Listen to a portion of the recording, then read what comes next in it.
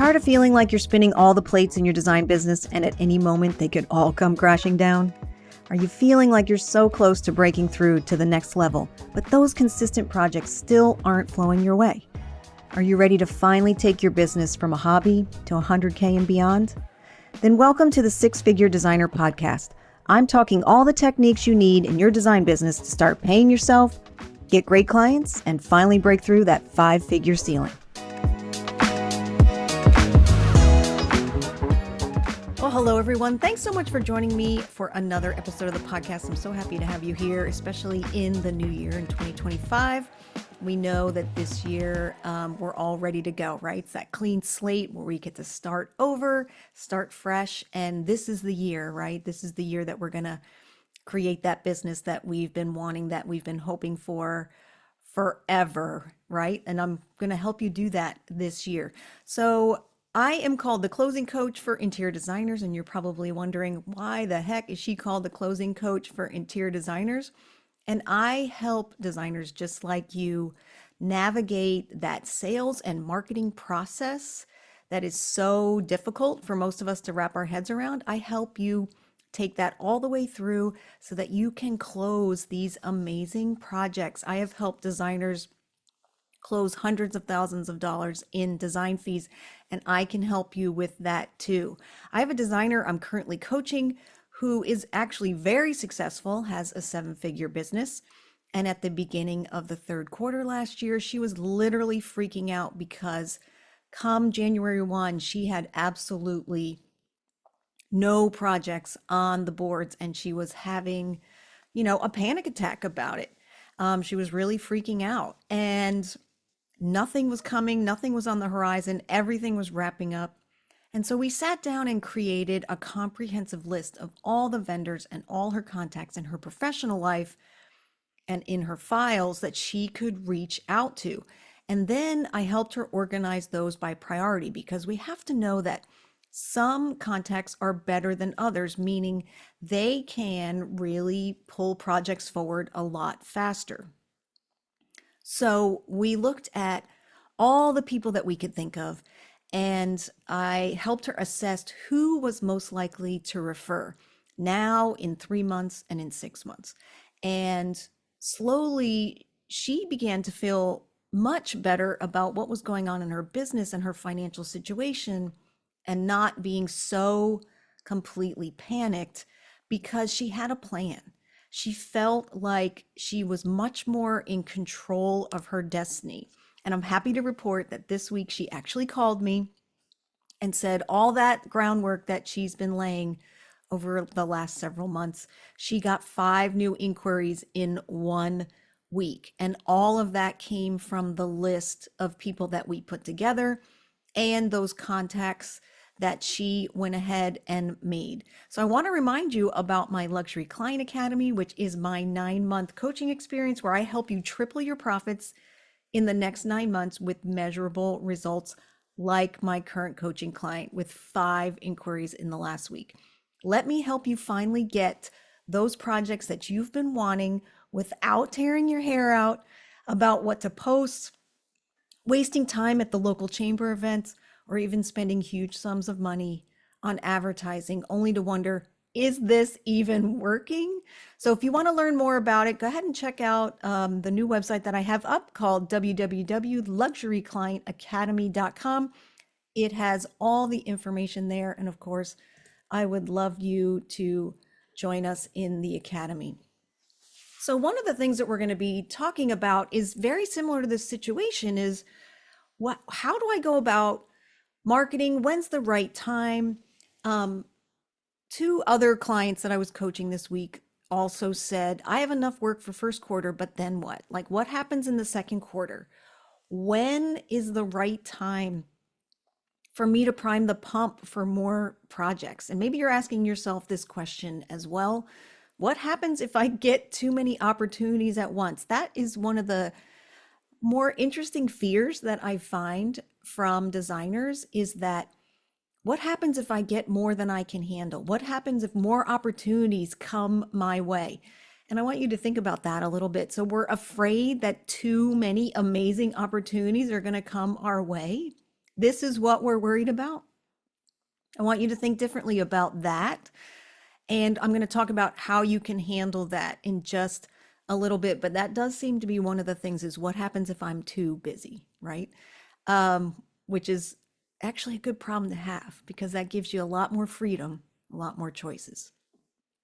How far ahead should I be planting the seeds for new projects? Maybe you're wondering, when is the right time to start reconnecting with people when I'm looking for new work? And then the other side of that is, will I look desperate if I'm asking for projects, if I'm actively reaching out, if I'm saying, hey, I've got some openings in my calendar? Will I look like I don't have enough work, that I'm not successful enough, that I need to, sort of knock on doors to get jobs because the phone's not actively, excuse me, actively ringing? And I want you to be really thinking again about these things. Don't you want to have a lot more control, like my client does now, on the opportunities that are coming her way, on the things that are happening in your business? Don't you want to have more choices? I always say choices are good. Choices are what you want. You want to have choices. So you need to know that, getting referrals, you already know, are great, but maybe you don't exactly know why. And I think this is something that's definitely worth talking about. And then in turn, really dialing in on. So referrals tend to be more loyal customers. Those referral projects have larger profit margins. I mean, yes, let's get those referrals, right? People are 90% more likely to buy from a brand that's been recommended. So we want to be encouraging our vendors to be referring clients our way. And I'm going to talk about how you can go ahead and do that. And referrals are 4 times more likely to convert to an actual paying customer. So we definitely want to be doing and getting more referrals, which I know all of you already know. That's what you want. You want referrals, you want that phone to ring, but I want you to take it a step further. I want you to proactively curate your referral sources to create those more ideal opportunities for you in your design business. I want you to be designing the types of projects that are coming your way. And there's absolutely a way to do that. So first, let's talk a little bit about, why do we want to be actively spending time? Basically, I always say you should ABM, always be marketing, right? And why do we always want to be actively doing that in our business? And so many of you are like, I don't have time for that because I'm designing and doing all that. Well, if you're having an issue in your business where you've got tons of projects and then they all wrap up and you've got nothing and you're panicking, then you need to be thinking about, how can I make my life easier? And how can I always be marketing in a way that's doable on a regular basis and that's manageable, that also keeps things moving? So why do you want to always be marketing? Well, it takes time for vendors to refer you. Not only, the ones that know you, because it's just sometimes the cycle of business, right? In terms of what people and when they come to one of your vendors and then in turn getting referred to you. Sometimes that takes time. The other thing is they get busy too. So they might not even remember that you guys had a conversation. So it does take time. So when's the time, or the right time, to start priming the pump for more projects? I always say it can take up to 3 months to get a new project, and you have to be staying top of mind. So that means that you need to have regular communication with your vendors on a regular basis. You need to be, either seeing them out and about in the community. You need to maybe having a phone conversation with them. You need to be in their showroom, or you need to be having them on your email list, regular, touching base with them, because you want to stay top of mind. Because what happens is everyone gets busy. And when you have somebody in front of you that's looking for a certain kind of business or work, or you're just having a great conversation, it's just human nature that that's the natural person that's going to be top of mind.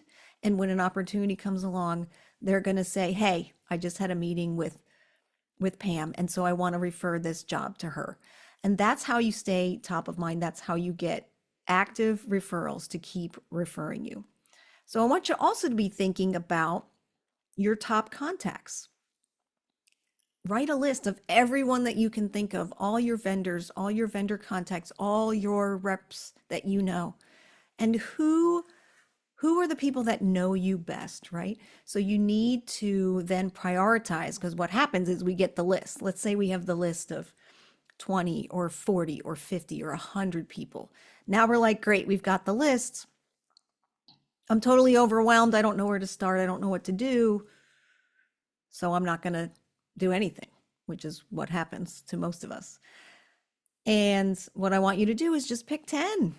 Pick your top 10, the top 10 people that know you the most, know you the best, know your work, know the type of, the quality of work that you do, the type of projects you've done. Maybe you've worked with them before. That's your top 10. Just make it top 10 and work on that first. That's all you really need to be doing.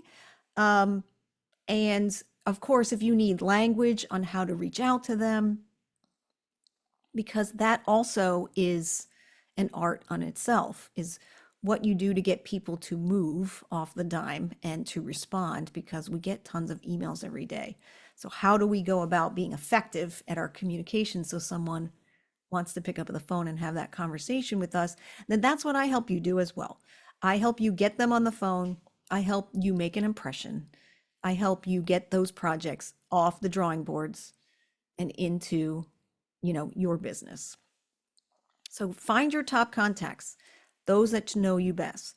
Now, one of the, again, the biggest things, am I going to look desperate because I'm actually asking for projects? I'm talking about when I have an opening in my business. I think reaching out actually makes you look super organized. Most of you guys are incredibly detail oriented, incredibly organized. And to me, as a business owner and a fellow business owner, would be like, hey, they're planning ahead. They're thinking about growing their business. They're looking at their schedule and now seeing where there's openings. To me, that looks like someone who's a good business person, who knows how to, effectively look at their business and manage their business in a way that is super organized. And I would want to do business with somebody like that. The other thing is, when you do this proactive, reaching out saying, hey, I've got an opening starting March or second quarter, and I'm looking for some projects. What do you guys have on the boards? It actually gives you time and makes you look really good in terms of what you are looking for, what kind of client you're looking for, what kind of project you're looking for, what size project you're looking for. Why not plant those seeds? Now, we all want to be awarded projects sooner, right? When they're still on the drawing board, not when they're putting footings in the ground. We want to be involved in that process as soon as possible. So why not start working on what's going to be happening in 3 months now, and crafting exactly what that project could be looking like, exactly what you're looking for, that type of project that you want, that ideal. Isn't that what we want more of? Is the ideal project, the ideal client? Let's start putting that out ahead of time and proactively be asking for that. I think that you can do a little bit every day, just 15 minutes of, making those contacts, sending out those emails, maybe sending voicemails or making phone calls. That, if you do that ahead of time, it literally makes things so much easier. It really takes a lot of the pressure off of you. That could be those phone calls, that could be your email list. If you don't have one, start putting one together. You could be doing a newsletter. I know a lot of you designers do a newsletter, but have you thought about a newsletter or a monthly communication that's really vendor focused, so referral source focused? So what is it that they would want to hear? What is it that's interesting to them? How do your services make them look better, help them do their job better? deliver a better product to their client, that's what a newsletter to referral sources should look like, because that's what they want. And I would encourage you, while it's lovely to have a newsletter to clients, excuse me, I think referral sources are the ticket. And you've heard me talk about this over and over and over again. So why not create something that's directly of interest to them, related to them, so that you can get 5 referrals from one source as opposed to maybe 1 or 2 referral sources, right? And then the question is, oh my God, what happens if I get too many opportunities at once? What do I do? Well, think about it this way. Then you can choose which opportunities you would like to pursue. That gives you the freedom to look at things very objectively, as opposed to, I need to take this project right now because I need to pay the bills this month. If you give yourself the luxury of a little bit of time, you can literally effectively evaluate projects, not from a point of desperation and fear, but also from a point of just being logical. Is this what I want? Is this the ideal client? Is this where I want my business to go? Yeah, sometimes you need to take projects because you need to take projects.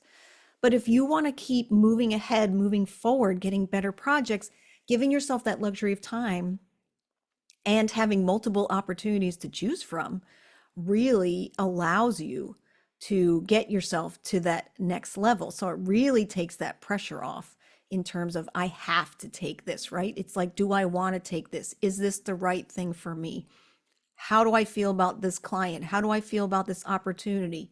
Is this an opportunity where I get to work with somebody, a vendor, a builder that I've never worked with before, but I've admired from afar? And I really want to have this experience with them so that we can build on it and possibly create a longer lasting relationship. All of that rolls up into making your business much more fulfilling, much more profitable, much more enjoyable in so many areas. And here's the other thing, you can also have the give. Like you can't always ask for projects. What is the give going to be? And a lot of you have said, well, I don't have anything to give to my builders, or the builders really are the first step in the process when a client has a project. And I totally get that. But the give can be, listen, I'm always talking to people all around town. I'm always, in constant contact, and I'm always networking. What is it that you're looking for? What kind of projects are your ideal? What would you like to do more of this year? Because if I run into an opportunity, I know that I can send it along your way, and I can make those connections. Even if I run into vendors who I think are doing unusual things that can really help you elevate your business, that's the give, is how can I help you? What are you looking for? How can we work together to create a better product in general for our clients, for you, for me, and keep moving our businesses forward? And this is exactly what I help you with in the Luxury Client Academy. You and I work together to create that clarity and the plan around what kind of projects you're looking for, what kind of luxury clients you're looking for, that you want to do in your business.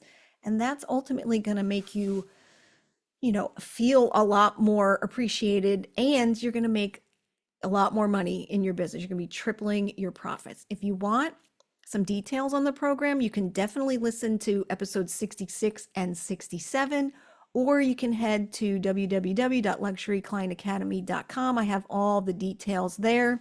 So I invite you to apply to the Luxury Client Academy. It only takes a few minutes, and it really just helps me determine if I can help you triple your profits in the next 9 months, if I can help you move your business forward, if I can help you close more clients. So I would love to have the opportunity to do that. And I want you to be thinking about how you can start developing these referral sources in your business, and that you should be planting the seeds now to really get you out of that roller coaster ride, that feast or famine that you've been experiencing in your business, So you can have that nice steady stream of amazing opportunities and also the freedom to choose which ones you want to work with, which ones are going to move your business forward. So I hope this has helped you guys. Thanks so much for listening, and I will see you next time. Take care.